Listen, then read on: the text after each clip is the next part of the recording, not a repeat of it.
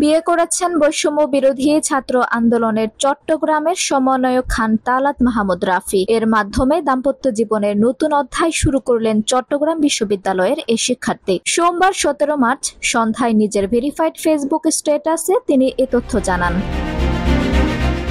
স্ট্যাটাসে খান তালাত মাহমুদ রাফি লেখেন, আলহামদুলিল্লাহ, নতুন যাত্রায় আপনাদের দোয়া একান্ত কাম্য। স্ট্যাটাসের পাশাপাশি স্ত্রীর সঙ্গে ছবি পোস্ট করে ট্যাগ করেছেন তাকে। ওই আইডিতে ঢুকে দেখা গেছে রাফির স্ত্রীর নাম জান্নাতুল ফেরদাউস মিতু। রাফির সঙ্গে ছবি কাবার ফটো করেছেন জান্নাত। সেখানে ব্যক্তিগত তথ্যে তিনি তার বাড়ি বরিশাল এবং পড়াশোনা করেছেন বরগুনা সরকারি মহিলা কলেজে।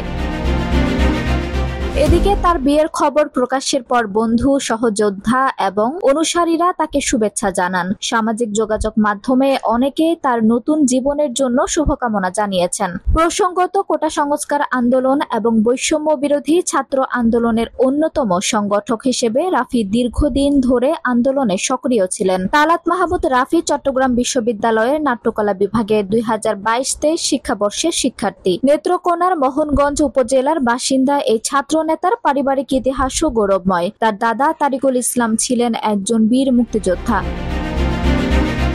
বিয়ে করেছেন বৈষম্য বিরোধী ছাত্র আন্দোলনের চট্টগ্রামের সমন্বয়ক খান তালাত মাহমুদ রাফি। এর মাধ্যমে দাম্পত্য জীবনের নতুন অধ্যায় শুরু করলেন চট্টগ্রাম বিশ্ববিদ্যালয়ের এই শিক্ষার্থী। সোমবার 17 মার্চ সন্ধ্যায় নিজের ভেরিফাইড ফেসবুক স্ট্যাটাসে তিনি এ তথ্য জানান।